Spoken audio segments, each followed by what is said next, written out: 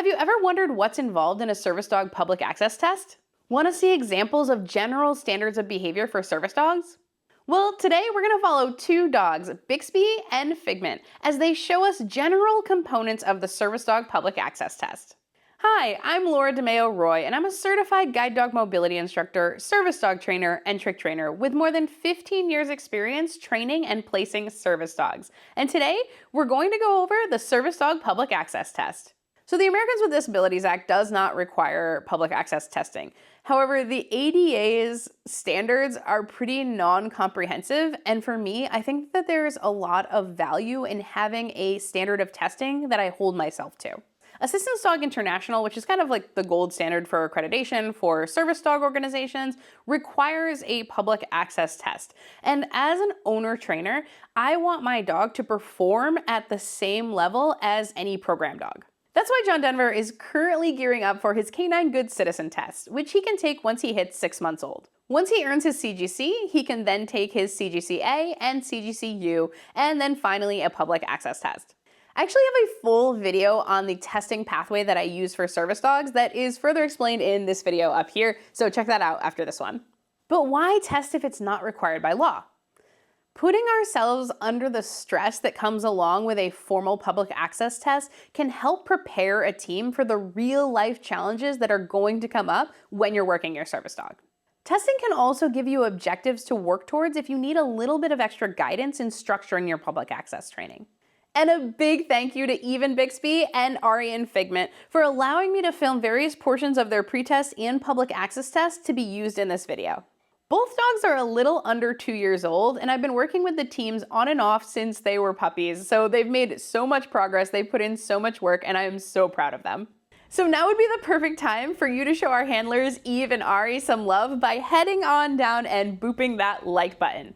Doing so lets me know that you want more videos like this one. And while you're down there, make sure you subscribe and hit that little bell button so you can follow along on John Denver's training journey as I start training him to service dog standards. And hopefully in the future, I'll be able to release a video of his public access test. So stay tuned.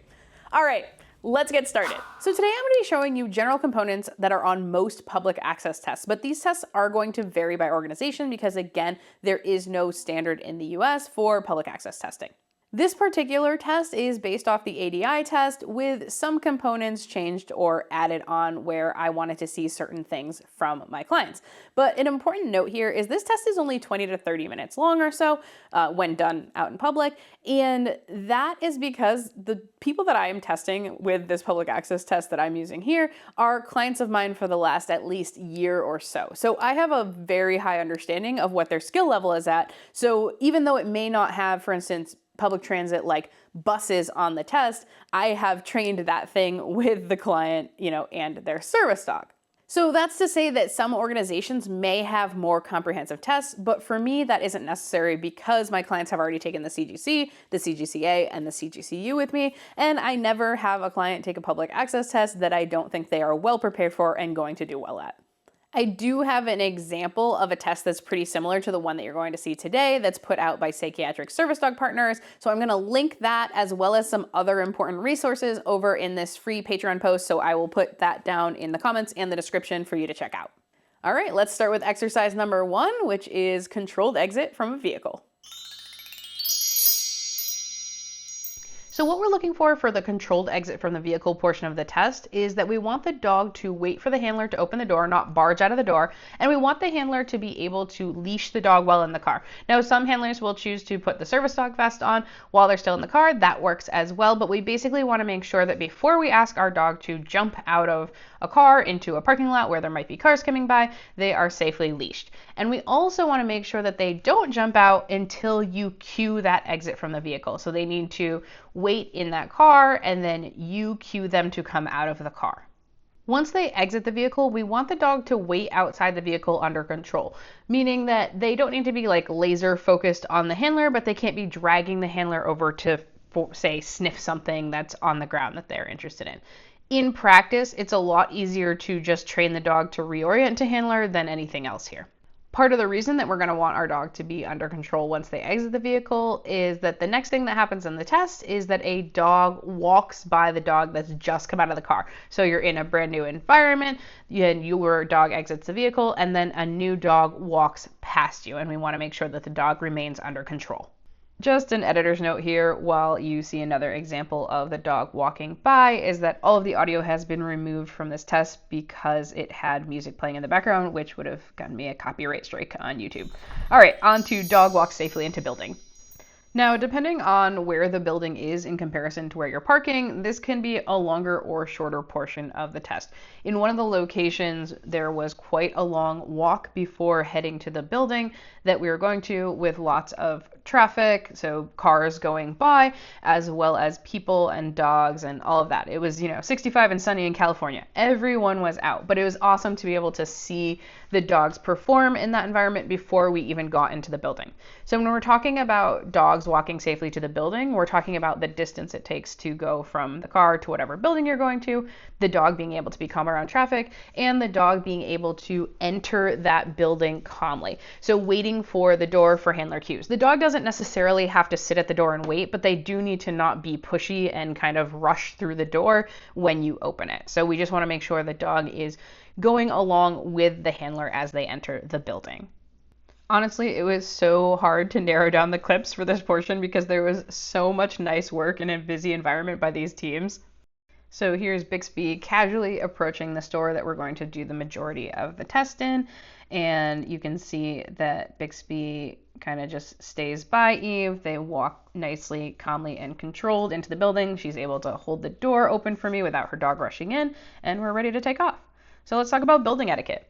So for building etiquette, what we're looking for is for the dog to maintain a loose leash while walking around the store.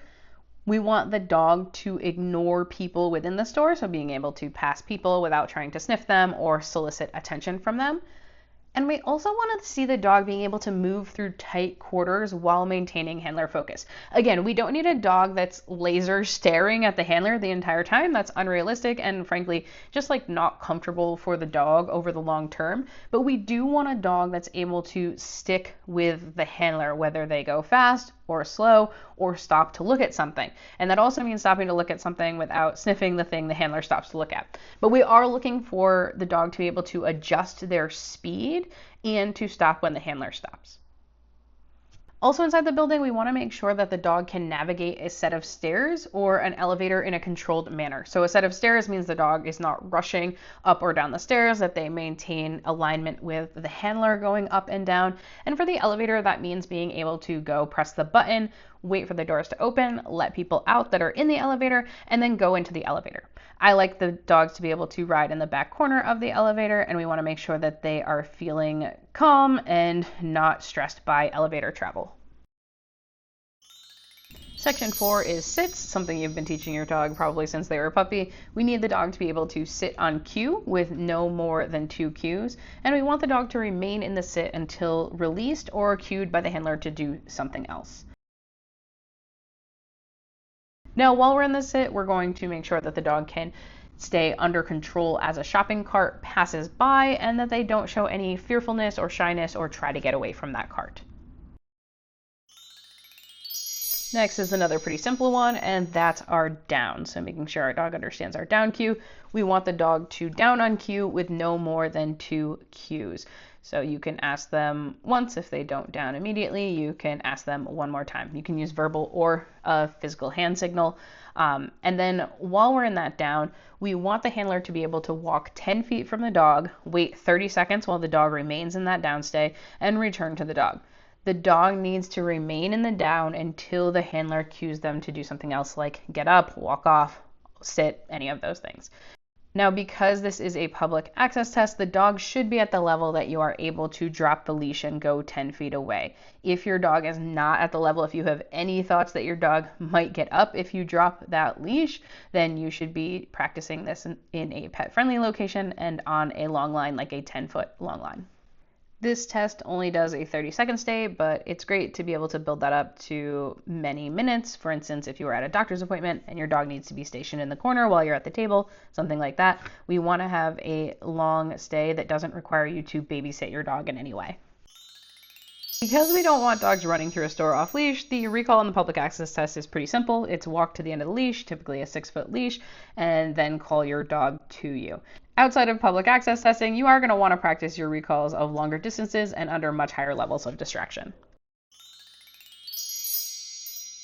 In the next section, greetings from a stranger, a person is going to approach and ask to pet your dog.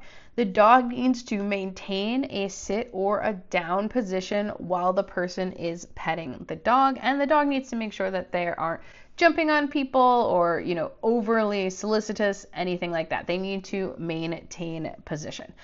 Now, I personally don't let people pet my dog while they are vested or in harness, but it's also a skill that's useful for like veterinary exams and grooming, having a dog under control while someone touches it. Another portion of the greetings from stranger is also a person petting the dog without asking while walking by or while in line. Even though they shouldn't, many people will pet dogs without asking, so we need to make sure that your service dog isn't going to snarl, growl, or become overly upset by someone petting them. They can definitely startle, like, whoa, what was that? But they need to remain under control or easily redirect to handler. In reaction to a noise distraction, the dog needs to remain calm and composed during a noise distraction, like dropping a bowl or something loud behind or near the dog. The dog can startle, but they have to immediately recover from hearing that noise.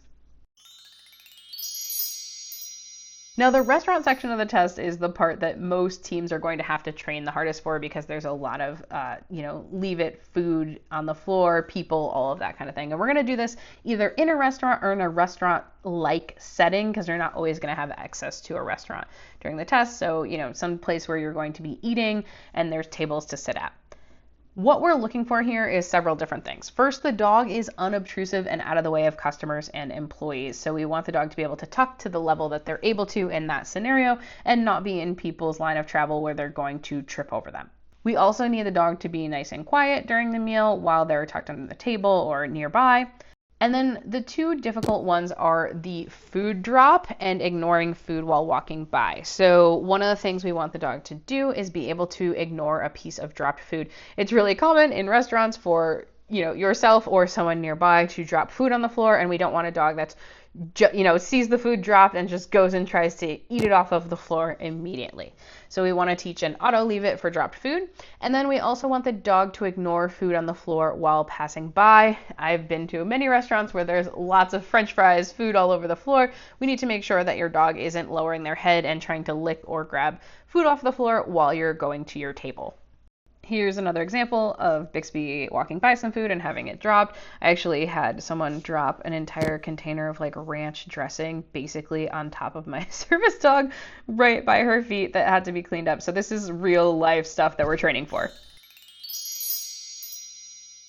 So the next section is the leash drop, where you're going to drop the leash and the dog needs to remain under control while the handler picks up the leash, and they need to be either under voice control or just maintain their heel next to the handler. Basically, not run off when you drop your leash. Sorry, there is no video of Byxbee and Fig doing this, but here's a video of Sunny D where I have taught him to actually pick up the leash for me instead of having to pick it up myself, which is also an option. All right, we're coming to the last few items on the list. One of them is supervised separation. This is where another person takes the dog, the handler walks away from the dog, and we have to make sure that the dog doesn't become aggressive or unduly stressed by the person's absence. This can happen in real life if you, say, needed to go into, a X-ray or something and the dog couldn't come for whatever reason, or you have to go into a bathroom and it's dirty and you don't want to bring your service dog in, so you have a friend hold your dog. So that's what we're testing here. The dog should be relatively unstressed by you handing over the leash to someone else for, a minute or so. Now, many public access tests aren't going to do this, but I do require on my public access test that the handler show me a task that they can perform in public if they have one that is easily performed in public. I think it's just important to show that they can task even under the distraction of being in public. Some tasks are not going to lend themselves to being able to be performed in public or cannot be performed on demand, like for instance, a seizure alert. And in those cases, we would just omit this part from the test unless they had another task that their dog could perform out in public. Second to last section is exiting a building. The dog needs to be able to walk out of the building on a loose leash, stop when the handler stops, and just generally be in control like they have been for the rest of the test. So the final thing I'm looking for on this public access test is the team relationship. We want to make sure that when the dog is doing well, the handler's praising the dog, petting the dog if it likes that, and generally giving the dog positive feedback when the dog is doing the right thing. We also want to make sure that the dog is relaxed, confident, and either friendly or neutral throughout the test, and that the handler is keeping the dog under control. These are the things that I am looking for throughout the entirety of the test. And that basically wraps up the public access test. But one thing to remember is that your public access test is simply a snapshot in time. It's one day on your training journey together, and passing it does not by any means mean that training is over. In fact, I find that the years between 2 and 3 after you've passed your public access test are where real growth as a team occurs. So basically that's when you're going to have experience in enough places that you are actually fluent in behavior and becoming like a really good team that works well together. But in reality, you'll be training your service dog for the life of the dog. There's always new situations and skills you'll need to tackle together. Your disability and your task needs might change, or you may do something like move where you're in a new environment and have to learn new skills. The public access test is just one stop along your journey together. And if you want to watch John Denver and I's journey together, make sure you subscribe and you can check out this video next. You all have an awesome day and happy training.